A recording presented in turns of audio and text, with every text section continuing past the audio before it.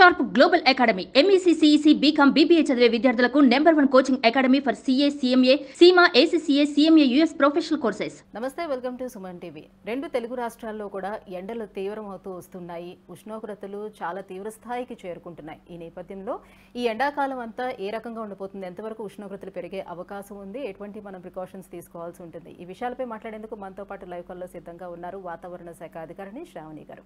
Ma'am నమస్తే అండి. నమస్తే అండి. మ్యామ్, ప్రజెంట్ కొన్ని జిల్లాల్లోని ఉష్ణోగ్రతలు 45 డిగ్రీల వరకు నమోదవుతూ వస్తున్నాయి. ఇంకా రానున్న 5 రోజుల్లో కూడా ఇంకా పెరిగే అవకాశం ఉందని అంటున్నారు. ఎంతవరకు ఈ ఉష్ణోగ్రతలు వెళ్లే అవకాశం ఉంది ఈ ఏడాది?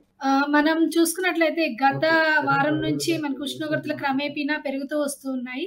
గత 48 గంటల్లో చూసుకున్నట్లయితే మనకి ఈశాన్య తెలంగాణ జిల్లాలైన ముఖ్యంగా భద్రాద్రి, కొత్తగూడెం, ఖమ్మం ఈ పరిసర ప్రాంతాల్లో 43 నుంచి 44 డిగ్రీల మేర ఉష్ణోగ్రతలు నమోదవుతూ వస్తుంది.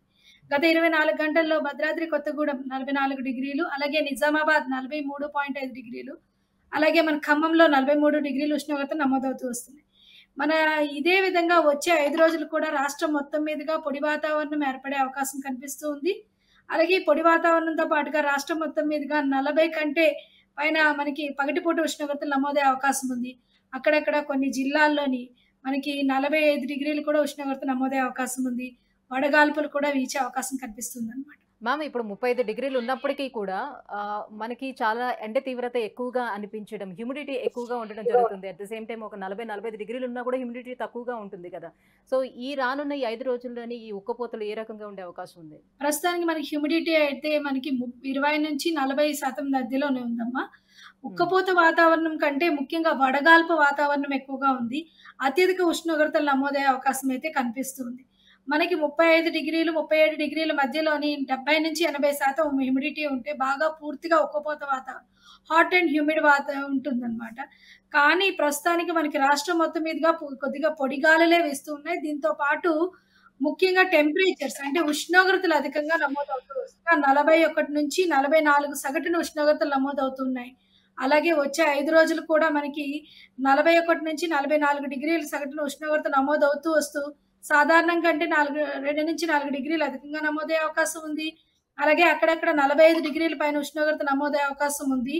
వడగాల్పులు కూడా వీచే అవకాశం కనిపిస్తుంది అనమాట. ఏ జిల్లాలో రెడ్ అండ్ ఆరెంజ్ హెచ్చరికలు జారీ చేసింది వాతావరణ శాఖ?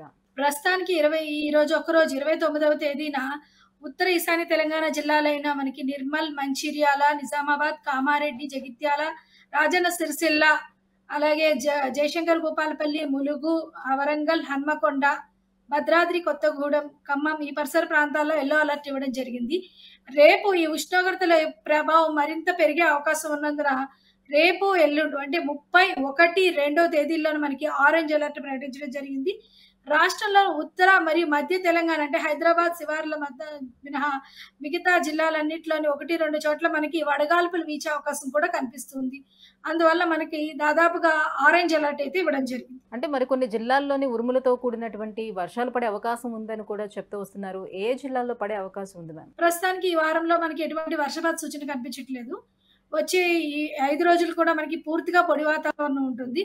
పొడి వాతావరణంతో పాటుగా ఈ ఉష్ణోగ్రత కూడా చాలా ఎక్కువగా ఉండే అవకాశం ఉందన్నమాట. అంటే ఈ ఎండాకాలం మొత్తం మీద ఎన్ని రోజుల వరకు ఎలాంటి జాగ్రత్తలు తీసుకోవాలని అంటారు? గతేడాదితో పోల్చుకుంటే ఈ ఏడాది ఏ రకంగా ఉందంటారు? దాదాపుగా మనకి మార్చి నుంచి ఉష్ణోగ్రతలు క్రమేపీగా పెరుగుతూ వస్తున్నాయి. ముఖ్యంగా తెలంగాణ రాష్ట్రం చూసుకున్నట్లయితే అత్యధిక ఉష్ణోగ్రతలు మనకి ఏప్రిల్ మొదటి వారం నుంచే మొదలవడం జరిగింది.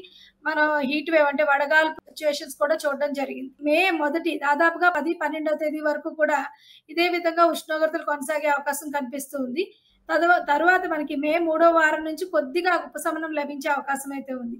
గత ఏడాదితో పోల్చుకుంటే ఈ ఏడాది మన వేసవి ఉష్ణోగ్రతలు సాధారణం కంటే అధికంగా ఉన్నాయి. అంతేకాకుండా 1 డిగ్రీ అధికంగా కూడా ఉన్నాయన్నమాట. అంటే మనకి ఏప్రిల్ ఎండింగ్ వచ్చే వరకు ఈ స్థాయిలోని ఉష్ణోగ్రతలు నమోదవుతున్నాయి అంటే మేలో ఏ రకంగా ఉండే అవకాశం ఉంది మ్యామ్? మరి మే చూసుకున్నట్లయితే మే 1 నుంచి 11 మనకు కొంచెం క్రూషియల్ గానే ఉంది. కొంచెం అధికంగా ఉష్ణోగ్రతలు నమోదవుతూ వస్తున్నాయి. మే 20 తేదీ నుంచి కొంచెం మనకి తగ్గుముఖం పట్టే అవకాశం ఉంది. కొద్ది ప్రీ మాన్సూన్ షవర్స్ అనేవి వస్తూ ఉంటాయి. అంటే నైరుతి ఋతుపవనాలకి ముందు కొద్దిగా మనకి ఈ ఉరుములు మెరుపులతో కూడిన వర్షపాతం నమోదయ్యే అవకాశం ఉంటుంది. దానివల్ల కొద్దిగా మనకి వాతావరణం చల్లబడే అవకాశం ఉంది. కానీ మే నెలలో మాత్రం మనకి దాదాపుగా 45 డిగ్రీల పైన కంటే ఉష్ణోగ్రతలు నమోదయ్యే అవకాశం అయితే కనిపిస్తుంది. అంటే ఈ సంవత్సరం తొందరగానే ఋతుపవనాలు వచ్చే అవకాశం ఉందంటారా? ఋతుపవనాలు సాధారణంగా ఉండే అవకాశం ఉంది. నార్మల్‌గానే మనకి జూన్ మొదటి వారంలోనే మనకి కేరళను తాకే అవకాశం కనిపిస్తుంది. అలాగే మనకి ఎప్పటిలాగే జూన్ 8 నుంచి 11 మధ్యలో వచ్చే అవకాశం అయితే కనిపిస్తుంది. సో చూస్తున్నారు కదా, వాతావరణ శాఖ అధికారిని శ్రావణి గారు చెప్పినట్లుగా మే 10వ తారీఖు వరకు కూడా మనకి 45 డిగ్రీ కూడా పెరిగే అవకాశం ఉష్ణోగ్రతలు ఉన్నాయని చెప్తున్నారు. సో ప్రతి ఒక్కరు కూడా చాలా జాగ్రత్తగా ఉండాలి. సో ఎండకు బయటికి వెళ్ళేటప్పుడు ప్రికాషన్స్ తీసుకోవాలి. మాక్సిమం ఈ ఎండాకాలం అంతా కూడా ఆ ఎండలను అవాయిడ్ చేస్తే మంచిదని కూడా చెప్తున్నారు. Right, thank you ma'am, thank you so much. Suman టీవీలో మీ పర్సనల్ అండ్ బిజినెస్ ప్రమోషన్స్ కోసం కింది నెంబర్కి కాంటాక్ట్ చేయండి.